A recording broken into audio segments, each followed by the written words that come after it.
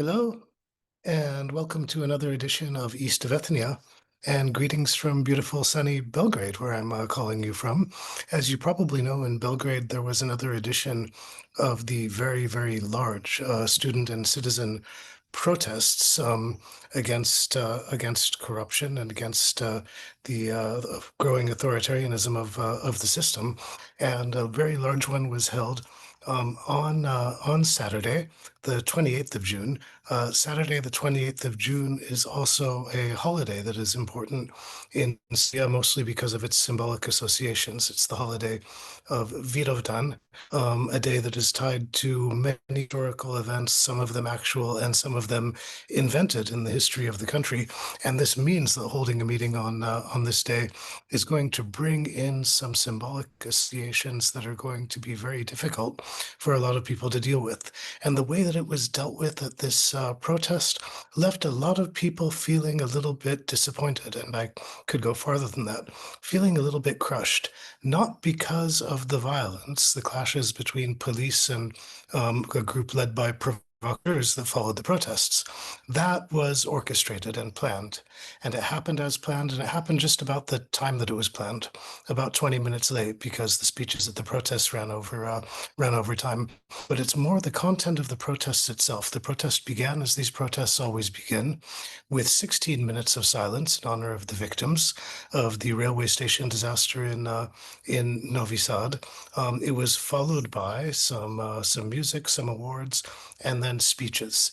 And the day of the protest being Vidovdan, the theme of the speeches was largely Kosovo and Serbia's relations with Kosovo.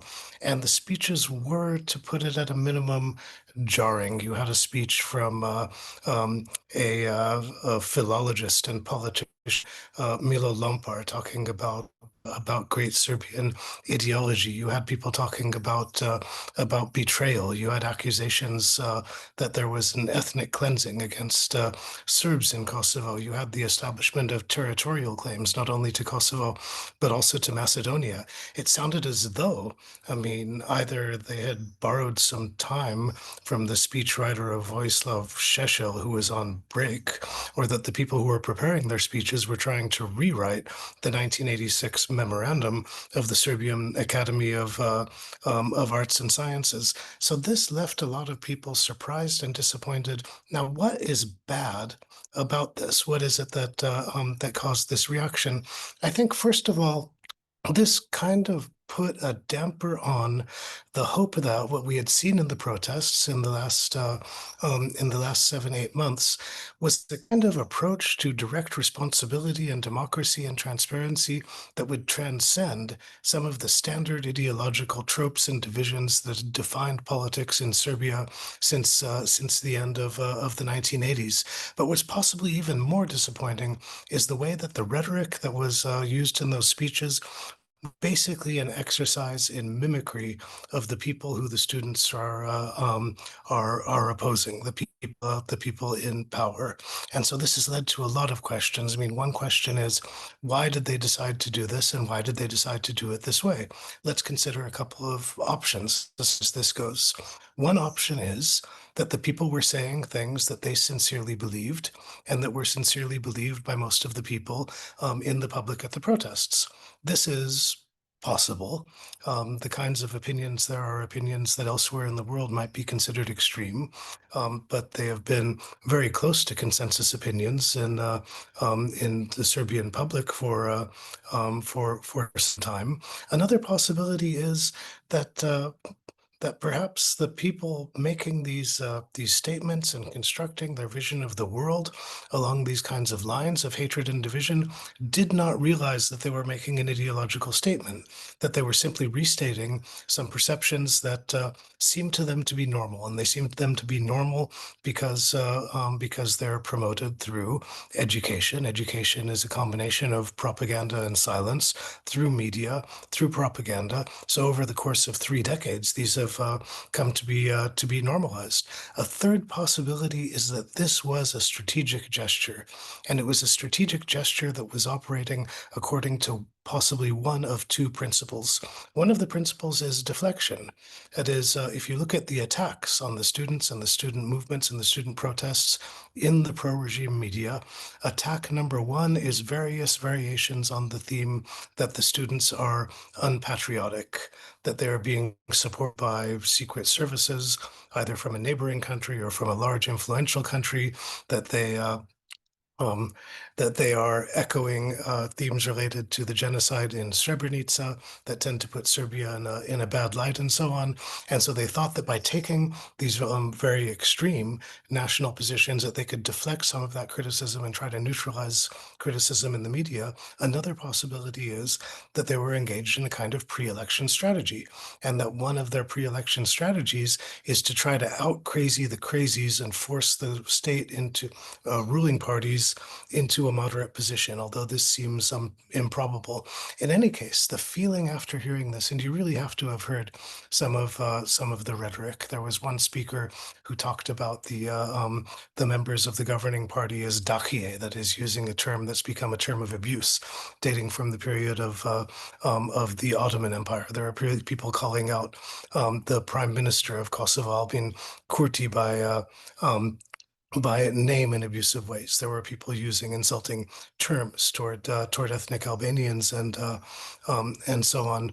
Um, how does this affect the protest? Does it mean that the enthusiasm for the protests is at least a little bit dampened, or is a little bit over?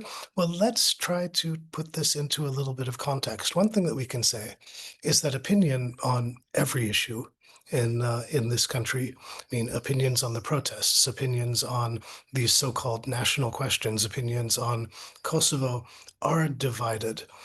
And what we're seeing now is kind of an expression of what I think I've already told you in an earlier episode, is one of the risks of the students trying to face elections as a bloc, and that is that one of the risks that they have is that by forming an electoral bloc and by trying to present themselves and their group as candidates, they will be forced to take positions on controversial issues and therefore risk losing a part of their support that has been very close to unanimous at a time when it seemed that they were standing for general, widely held values and against corruption and so on.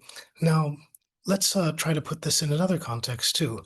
And this is one of the reasons why I think, despite the damage that has been done by this event, it's still possible to continue to have some hope for these protests, because the protests are the only vehicle still by which it's possible to get some kind of change that will lead to the development of a relatively democratic structure in this state.